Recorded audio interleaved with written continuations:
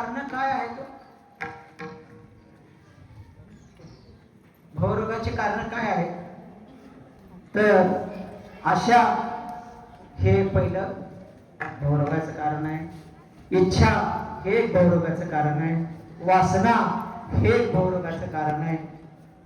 इच्छा अतिप्रमाणात इच्छा जर झाली म्हणजे चुकीची इच्छा, भगवंताची प्राप्ती ही इच्छा वेगळी, पण आपल्या इच्छा जरा वेगळ्याच आहेत. कलियुगामध्ये तर त्या इच्छा कधी संपत नाहीत. आणि इच्छा हे एक मूळ कारण आहे की पुन्हा पुन्हा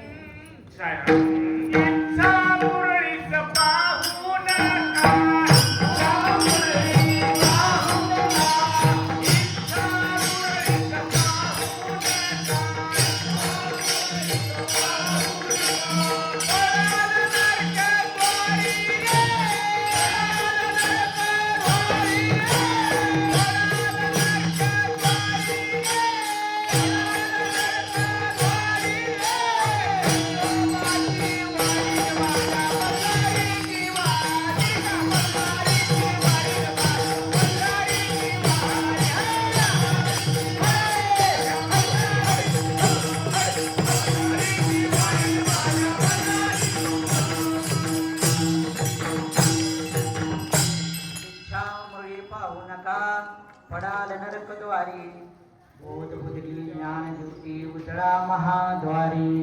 इच्छा कशी आहे हो? मुरळी सारखे, जसं तुम्ही नाचवेल तसं नाचणार. इच्छाच्या मागे लागले तर काय होईल? पडाल नरकद्वारी.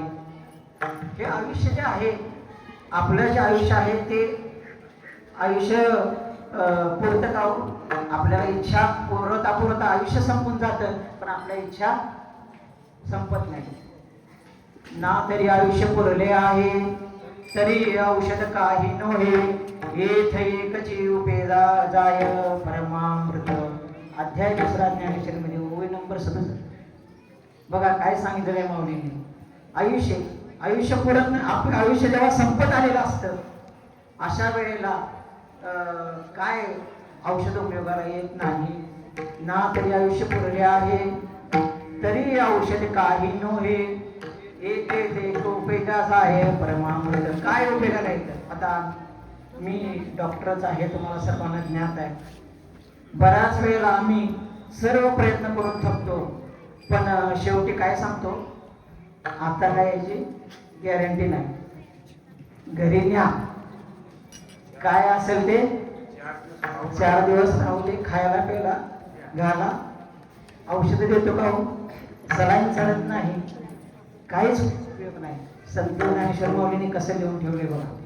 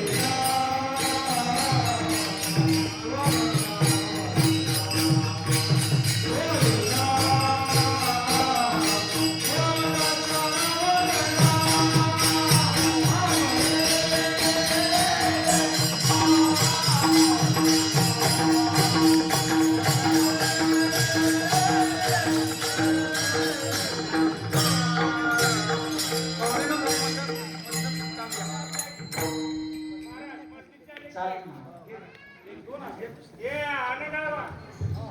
त्यांना हे उद्या द्रुपद केली बरोबर काम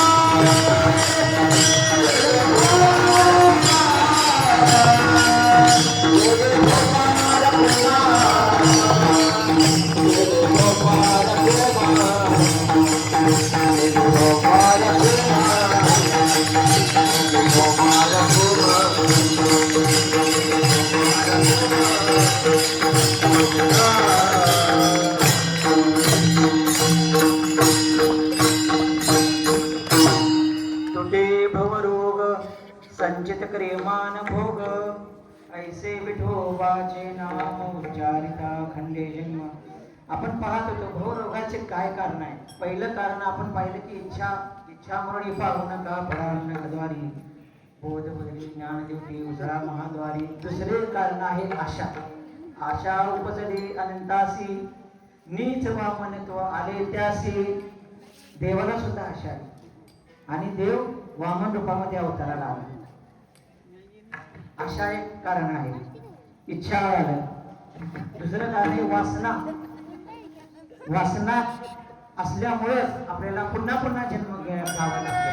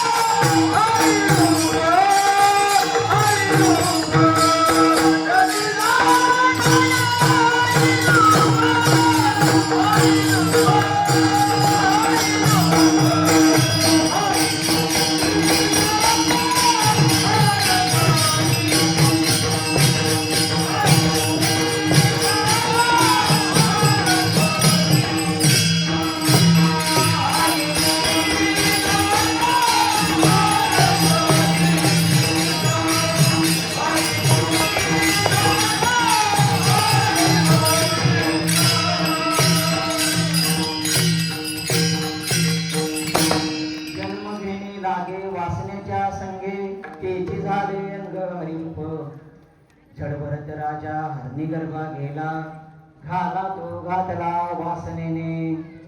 जडभरत राजा तुम्हाला सर्वांना माहीत असेल किंवा नसेल, जडभरत राजा हे ऋषभदेवाचे पुत्र होते.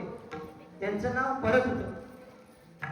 ऋषभदेवाच्या पोटी जन्माला आलेले भरत सर्व संपन्न असं राज्य होतं, सर्व संपत्ती होती, प्रजासुखी होती, सर्व काही व्यवस्थित असताना ठराविक वयामध्ये आल्यानंतर 50च्या आसपास वयामध्ये आल्यानंतर जडभरत राजाने काय केलं, सर्व राज्याचा त्याग केला, सर्व सोडून द्यायचं ठरवलं आणि गंडकी नदीच्या काठी त्याने जाऊन जडभरत राजाने मुलांना सगळं राज्यावर बसवलं आणि जडभरत राजाने संन्यासाचा स्वीकारला आणि ते गंडकी नदीच्या काठी जाऊन तप करत बसले. वनामध्ये जाऊन जडभरत राजा एवढी भक्ती करायला लागले देवाची की त्यांना कशाचंही भान राहिलं नव्हतं. 24 तास ते भगवंताच्या नामस्मरणात घालवायचे आणि त्रिकाल संध्या ते करायचे. गंडकी नदीमध्ये उभा राहून त्रिकाल संध्या तासन तास उभा राहून ते जप तप करू लागले. एक वेळ अशी आली की जडभरत राजांना भान राहिलं नाही की भगवंताची पूजा सुद्धा करावी. आनंदाश्रू भगवंताला समोर उभा करून जडभरत राजा नामस्मरण 24 तास अखंड नामस्मरण त्यांचं चालू होतं. अशी परिस्थिती प्राप्त झाली की जडभरत राजांना कशाचंच भान राहिलं नाही, आंघोळीचं नाही, त्रिकाल संध्याचं नाही, कशाचंही भान राहिलं नाही. जडभरत राजा भगवंताची प्राप्ती करून घेण्यासाठी 24 तास नामस्मरणात गुंतून राहिले. अशा परिस्थितीत असताना एकदा काय झालं, जडभरत राजा गंडकी नदीच्या मध्ये उभा राहून सकाळी संध्या करत असताना त्यांना एक प्रसंग दिसला. प्रसंग असा दिसला की एक हरिणी पाणी पिण्यासाठी त्या नदीच्या काठी आली होती. त्या हरिणीला ती हरिणी गर्भवती होती आणि हरिणी पाणी पित असताना पाठीमागून सिंहाचा मोठा आवाज आला. सिंहगर्जना आली, त्याबरोबर हरिण हे मुळात भित्र प्राणी, ससा नंतर हरिण हे दोन्ही प्राणी जरा भित्रे, आवाज जरी आला तरी उडी मारतात. त्या हरिणीने काय केलं, सिंहाचा आवाज आल्यानंतर मोठी उडी मारली. उडी मारल्याबरोबर तिचा गर्भपात झाला आणि ते गर्भ जे हरिणीचं पाडस होतं ते त्या पाण्यात पडलं. ते पाडस पाण्यात पडल्यानंतर हरिणी ही वाहून चालली आणि गतप्राण झाली. तिला वाचवू शकले नाही. पण ते दृश्य भरतराजाने ते बघितलं आणि त्यांनी ते पोहत जाऊन ते पारसाला घेतलं. जवळ घेतल्यानंतर त्यांना त्याची दया आली, कारण हे धर्मच आहे की एखाद्या प्राण्याला असू दे की कुणालाही आपण जीव वाचवावा, हे धर्म आहे म्हणून त्यांनी त्याला वाचवलं. पण वाचवल्यानंतर ते घरी घेऊन आले, त्या झोपडीमध्ये ते राहत होते आणि अशा परिस्थितीत त्यांना त्या पाडसाला चारा घालायचा, आंघोळ घालायची, त्याचं संगोपन करायचं, ह्याच्यामध्ये त्यांचा वेळ निघून झाला. वेळ एवढा गेला निघून की त्यांना सतत त्याचे समोर ते हवं असं वाटायला लागलं. आंघोळीला चाललं तर ते असं घेऊन जायचे. आंघोळ करताना पण त्यांना डुबकी मारताना वाटायचं की हे वर ठेवलं तर सिंह घेऊन जाईल त्याला. एवढी त्याला त्याची काळजी लागली जडभरत राजाला. आणि नंतर झोपताना पण ते जवळ घेऊन झोपायचे. सतत त्याची काळजी वाटू लागली त्या हरणाची आणि काय झाली तर त्याच्यामध्ये प्रेम निर्माण झाले. एवढं मोठं राज्य ज्या भरतराजाने त्याग केला होता त्या हरणासाठी ते सतत त्याचं चिंतन करू लागले, त्याची काळजी घेऊ लागले. एवढे त्या हरणामध्ये हरणाच्या पाळसामध्ये गुंतले की त्याला भगवंताचं स्मरण राहिलं नाही.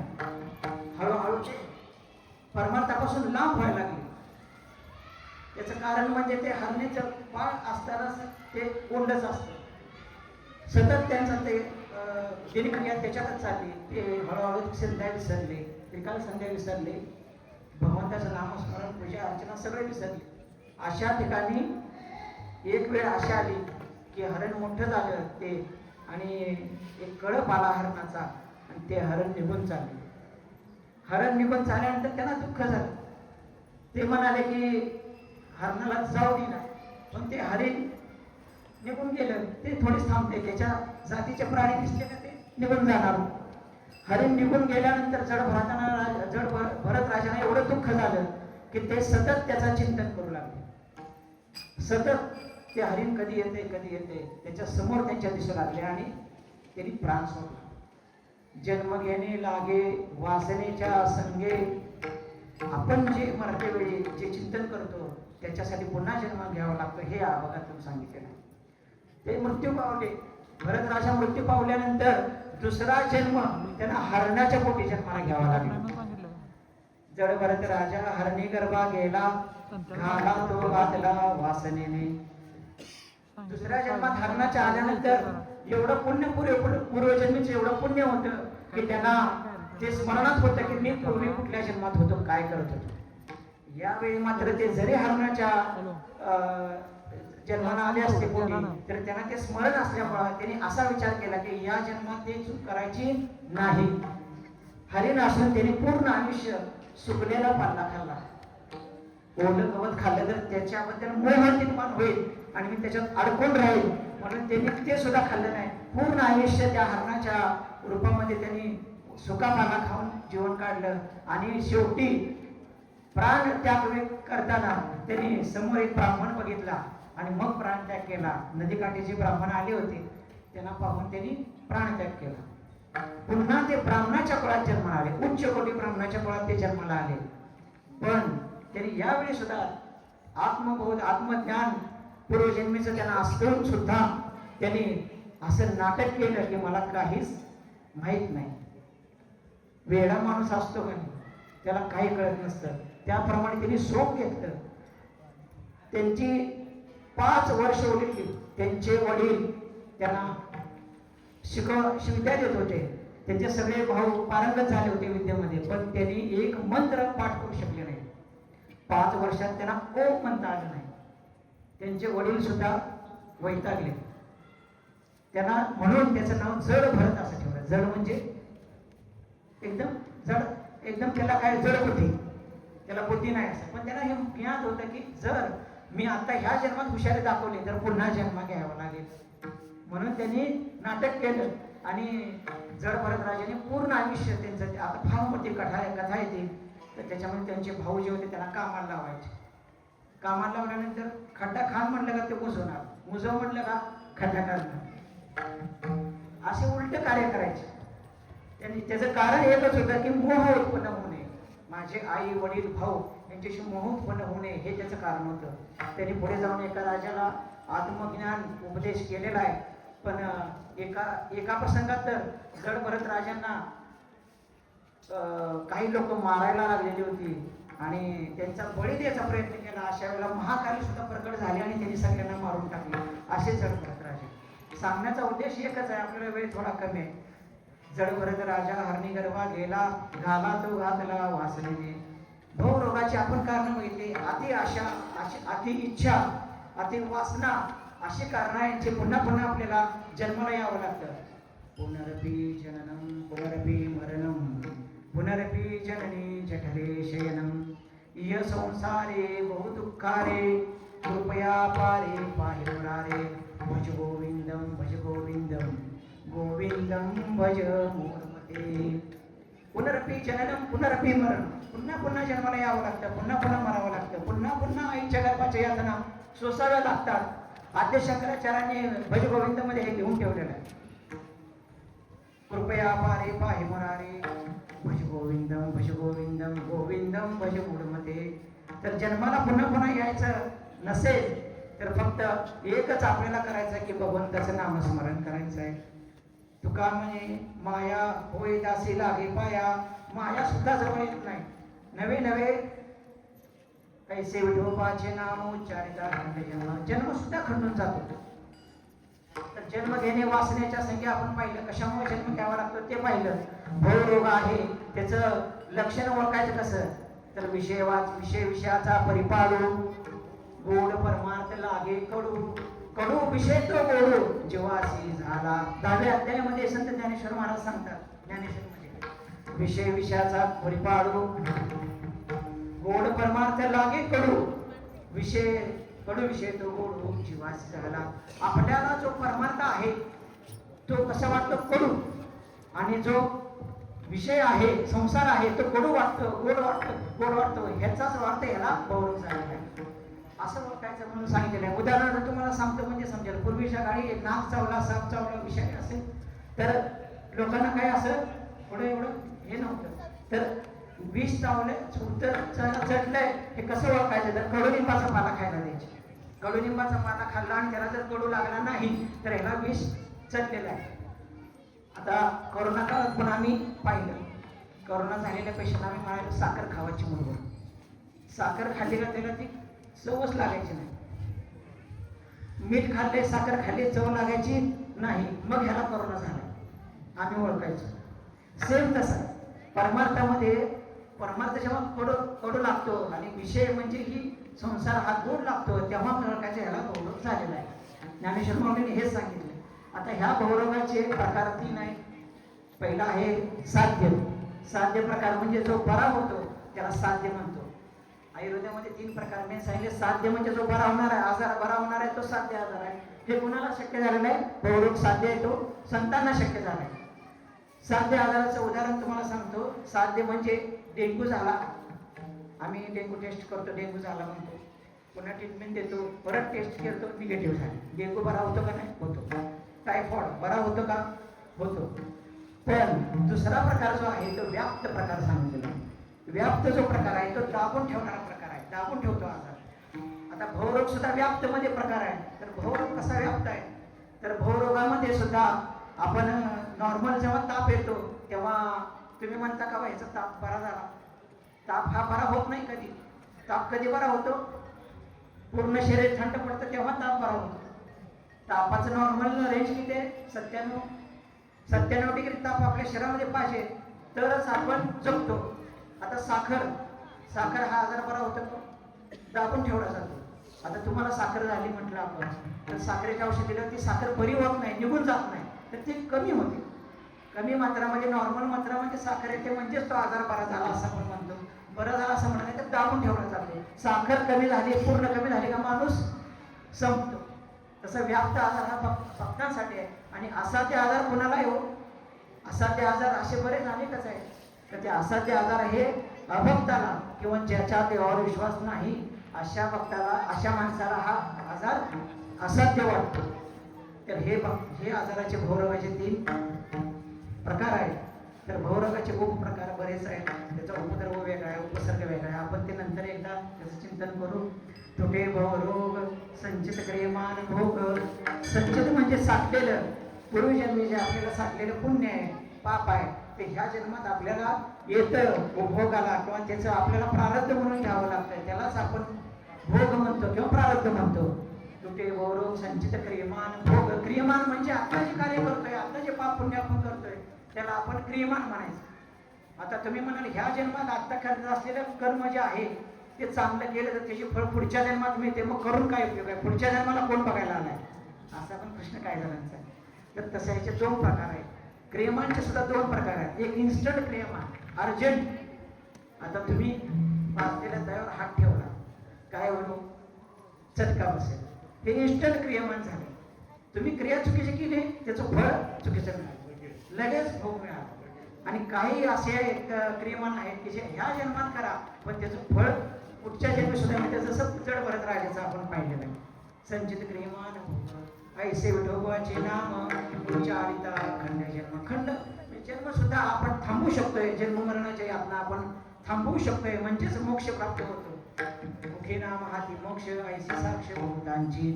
किंवा हरिमुखे म्हणा पुण्याची गणना देवाची द्वारी उभाक्षण भरी ते मुक्ती 4 मुक्ती सायुज्य सालोक्य सामिप्य सालोक्य अशा 4ही मुक्ती मिळतात म्हणजेच मोक्ष प्राप्त होतो. ह्या ज्या चक्रातून आपण थांबू शकतोय असे उच्चारिता खंडे जन्म बसवू न सके पाप सुद्धा जवळ येत नाही. पाप जवळ तर येतच नाही पण पाप जळून जातं, मुळासकट पाप नष्ट होतं.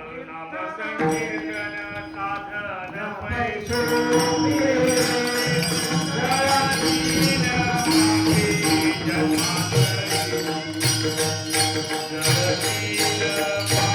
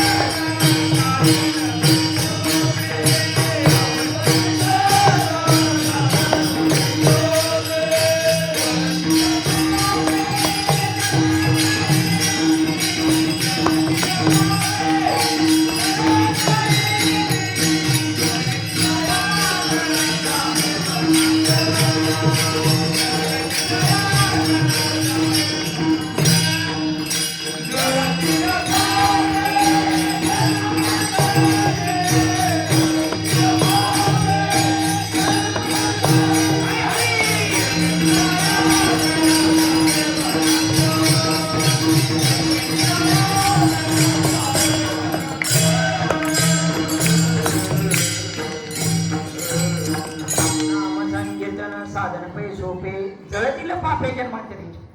एक उदाहरण थोडक्यात सांगतो. एका माणसानं फॉरेस्ट जे लिलाव निघाला आणि फॉरेस्टचं भरपूर शेत लिलावामध्ये ते जंगल घेतलं. त्याच्यामध्ये त्याची पण जनावर होती, पण आज मोठा गोठा होता देशी गायचा बरं का, जर्सीचा नव्हता त्या काळात. तर मोठ्या प्रमाणामध्ये गवत त्यांनी कापलं आणि त्याच्या पेंड्या बांधून ठेवल्या. आपण त्याला इकडं गंजी म्हणतो. हा गंजी म्हणतो. तर गंजी बांधून ठेवली. त्याच्यामध्ये 1,00,000 पेंड्या होत्या. आता मला सांगा, 1,00,000 पेंड्या ज्या आहेत गवताच्या, त्या जर जाळायच्या असतील तर आपल्याला एक काडी पुरते का हो? एक काडी 1,00,000 पेंड्या जळून घालवते. आता दुसरा प्रश्न आहे माझा, हे दुसऱ्या माणसानं त्याच्यापेक्षा मोठं कॉन्ट्रॅक्ट घेतलं आणि 2,00,000 पेंड्या बांधल्या. 2,00,000 पेंड्या जाळायच्या असतील तर एक काडी पुरेल का हो? कसं काय? भूमितीचे माझे शिक्षक इथेच आहेत. जरी मी डॉक्टर असलो तर मला उद्या कीर्तन सुटल्यावर माझं काही खरं नाही.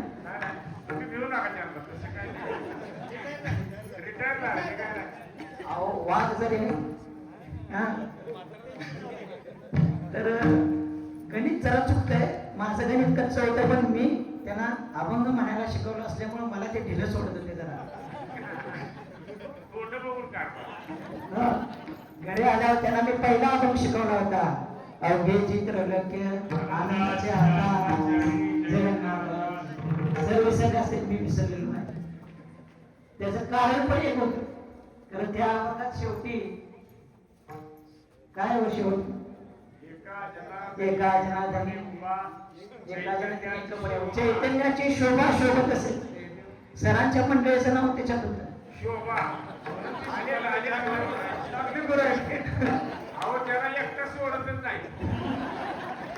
तर सरांना आवडती गोष्ट जर आपल्याला सांगितली आणि मग परमार्थ सांगितला तर तो माणूस लवकर करता येईल. मी तेव्हा ओळखलो.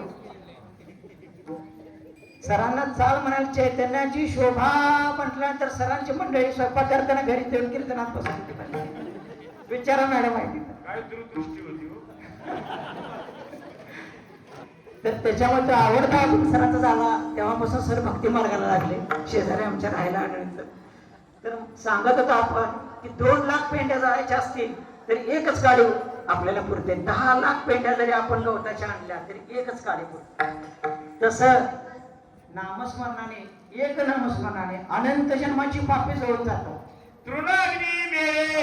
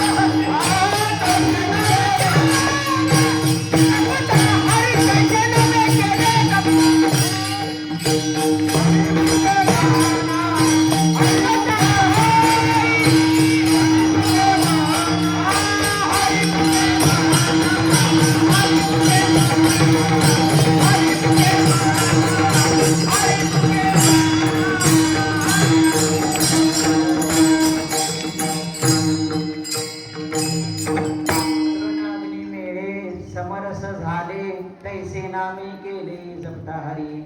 हरिपाठ रोज असतो इथं अभंगामध्ये मौलीने सहज सांगितलं की तृणाग्नी मेळे समरस झाले. तुमची जी पाप आहेत ती अनंत जन्माची जरी असतील तर या जन्मामध्ये जर तुम्ही भगवंताचं विठ्ठलाचं नामस्मरण केलं तर ती जळून जातात, पळून पापे अनंत कोटी गेली त्यांची.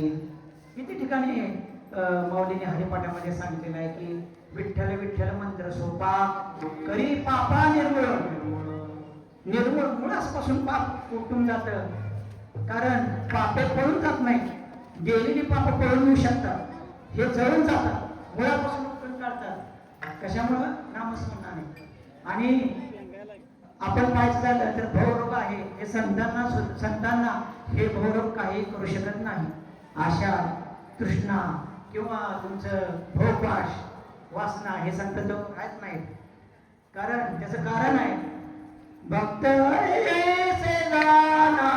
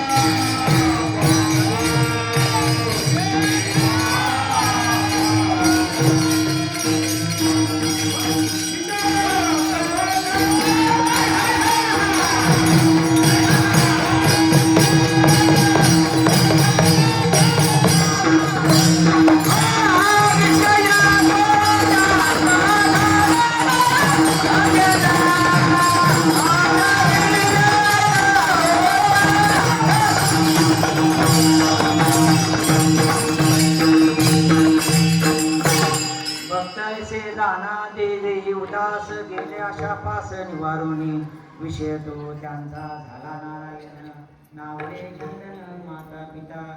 संत तसे नसतात, त्यांचा हे भवरोग शिवू शकत नाही किंवा त्यांना हे बरा करता येतो, पण ते काय मागतात?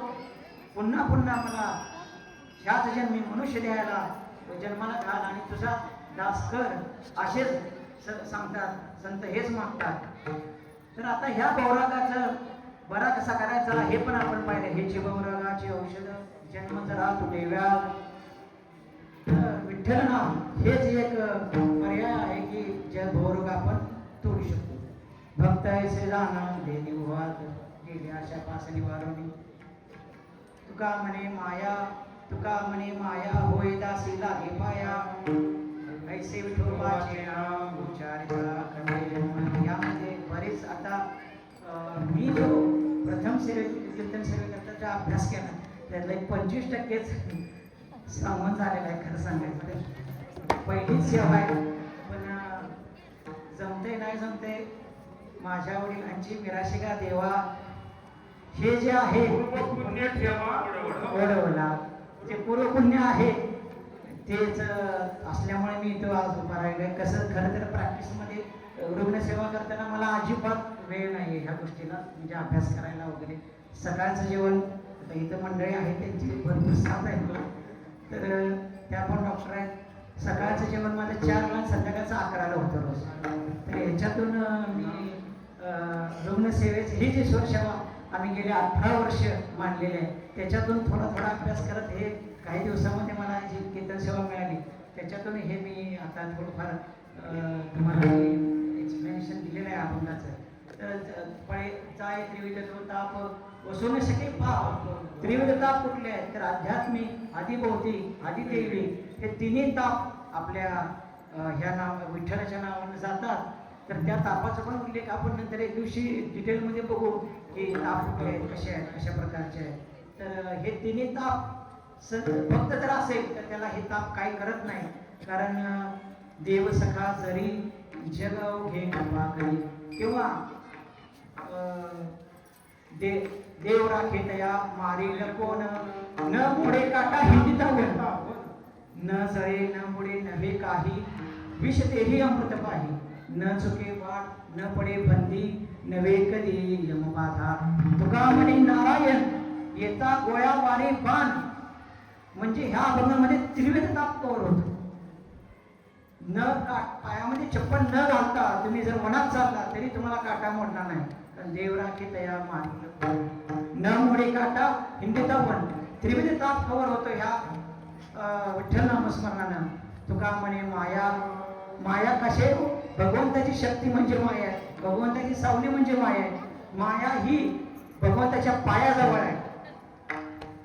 त्रिभंगी देवुडा ठाण मांडुनिया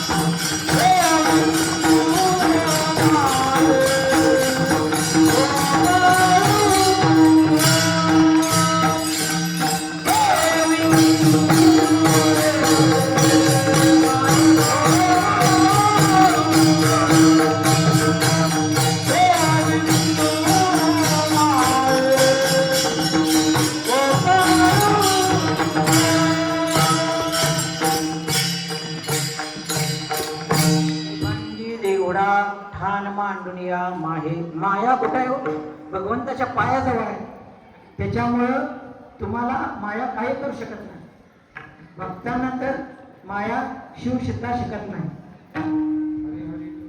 हरी हरी तुम्ही म्हणारे सकळ तेने माया जाळ तुटतील. माया जवळ सुद्धा येत नाही आणि तुम्हाला माया लागत नाही. त्याचं कारण आहे विठ्ठल नामस्मरणानंच हे शक्य आहे. आपण पाहिलं कुठे भवरोग संचित क्रियमान भोग ऐसे विठोबाचे नाम उच्चारिता खंडे जन्म वसो न सके पाप सहाय्यत निमित्त तो ताप ऐसे विठोबाचे नाम उच्चारिता खंडे जन्म तुका म्हणे माया होय दासी लागे पाया ऐसे विठोबाचे नाम उच्चारिता खंडे जन्म ज्ञानेश्वर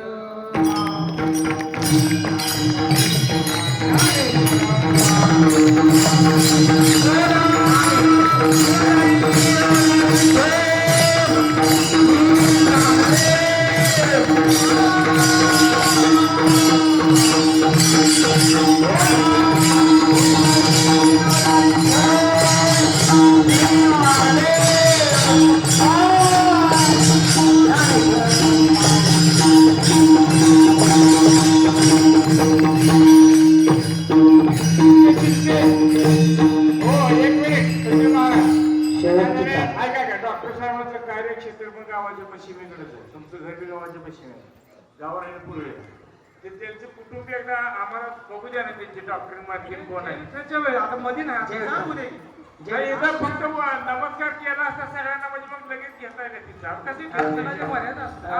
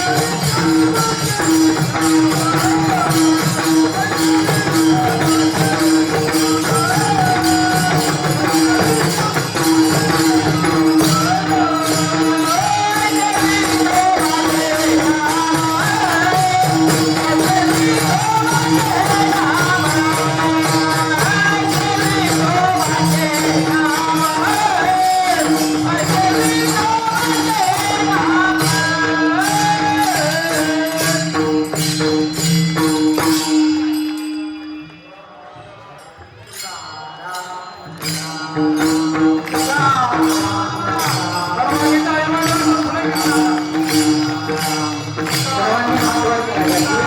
पाठीमागे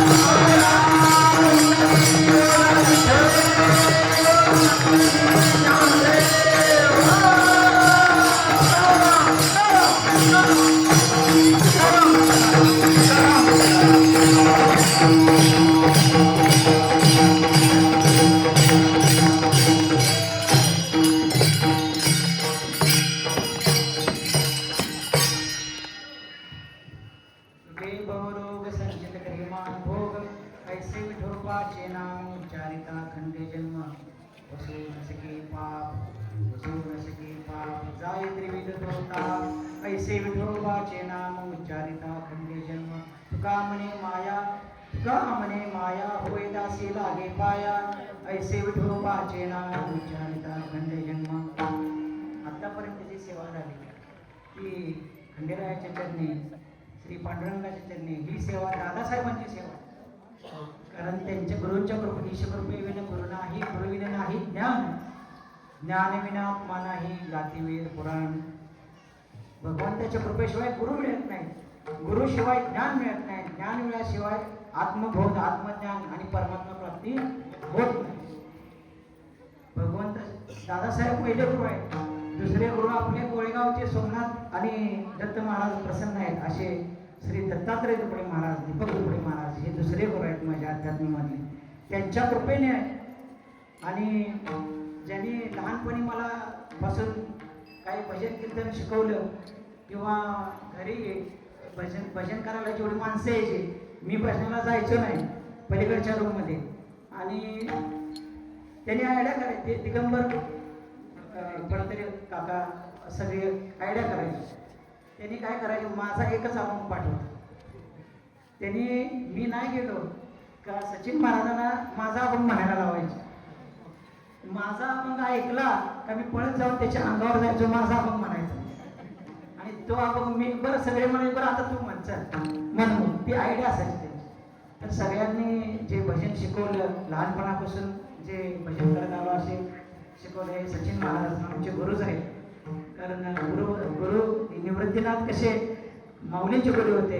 मला कार सुद्धा त्यांनीच ड्रायव्हिंग करायला शिकवलं आणि ही भजन कीर्तन सुद्धा आता त्यांनीच पाडलेलं आहे. वडिलांची इच्छा फार वर्षापासून होती की कीर्तन करावं पण ते मी काय त्याच्याकडे दुर्लक्ष करत होतो. कारण बहुत आपलं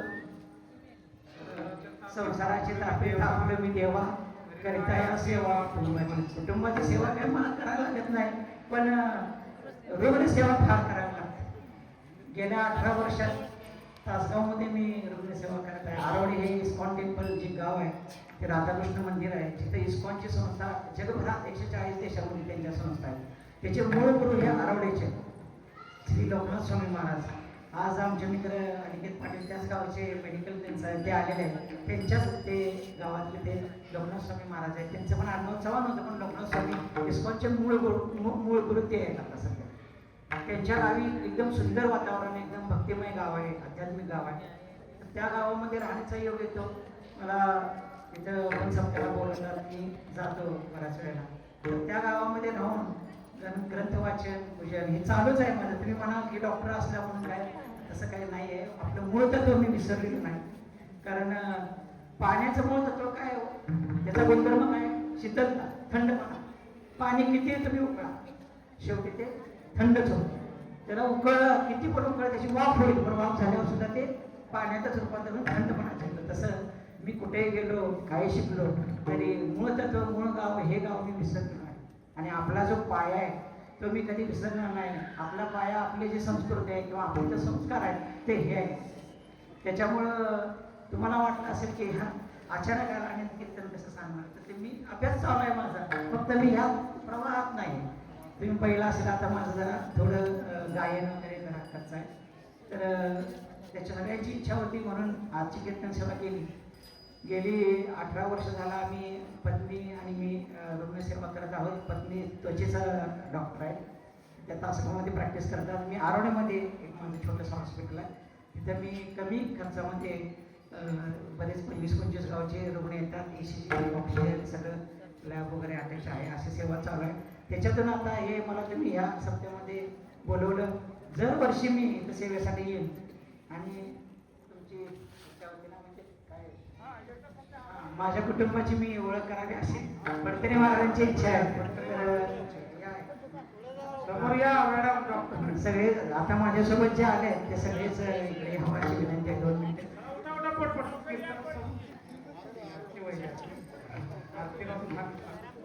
आजच्या कीर्तन सेवेकरता परमार्थ करायचा असेल तर आपल्या पत्नीची साथ फार आवश्यक आहे. कारण संसारामध्ये प्रपंचामध्ये आपण त्यांच्यामुळेच अडकलेलो असतो. त्यांनी जर बांधून ठेवलं तर आपण परमार्थ करू शकत नाही. तर त्यांची साथ मला मिळाली. तर ह्या माझ्या पत्नी आहेत डॉक्टर शीतल पवार, आणि त्यांचं पण ग्रंथ वाचन आणि नामस्मरण अखंड चालू असतं. घरी आम्ही जप करतो, भजन करतो. ही माझी मोठी कन्या आहे स्वरा, हिचं नाव आहे. एकादशी दिवशी तिचा जन्म झालेला आहे. ती आता 8वीला गेलेली आहे. हा मुलगा आहे माझा शिवांश म्हणून, तर हा सुद्धा आता 3रीला गेलेला आहे. सगळ्यांचं आमचं त्याच्या गळ्यामध्ये पण मी तुळशीची माळ घातलेली आहे बरं का. आता ही 6वी पिढी आहे आमची. तर 5 वर्षाचा झाल्यावर आम्ही या तुळशीची माळ घातलेली आहे. हा पण भजन करतो, नामस्मरण करतो. हे माझ्या बहिणीची मुलगी आहे प्रणती म्हणून, ही पण डॉक्टर झालेली आहे. हा शूटिंग करतोय, तो हा पाचा आहे, तो इंजिनियर आहे. आणि माझ्याबरोबर आलेले अनिकेत पाटील, परत मनोज भोसले साहेबांचं मी आभार मानतो, जे सांगोल्याचे स्टॅम्प रायटर आहेत. त्यांची पूर्ण फॅमिली आलेली आहे. ते हरिकृष्णाचे भक्त आहेत मोठे, तर त्यांनी पण परमार्थामध्ये मनोज भोसले साहेबांचं पण आम्हाला, ते सुद्धा परमार्थामध्ये आहेत. इस्कॉन टेम्पल सांगोल्याचे ते सगळं व्यवहार बघतात आणि भगवंताची सेवा त्यांची फार असते.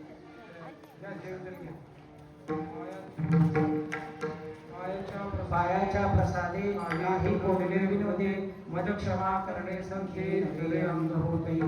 नवे हा उपदेश तुमचे उपदेश, तुमचे कृपेचे बोधने जन्मोजन्म कामये. झालेली सेवा आहे की काही चूक झाली असेल तर ती माझी आहे, आणि जे चांगलं आहे ते संतांचं वचन आहे असं समजून तुम्ही घ्या. विठ्ठल विठ्ठल नामाचं जप करा, विठ्ठल विठ्ठल भजन करा, सर्व पापातून तुम्ही मुक्त व्हाल. आणि आता सांगितलं अभंगाचा भावार्थ थोडक्यात सांगितला. विठ्ठल जय जय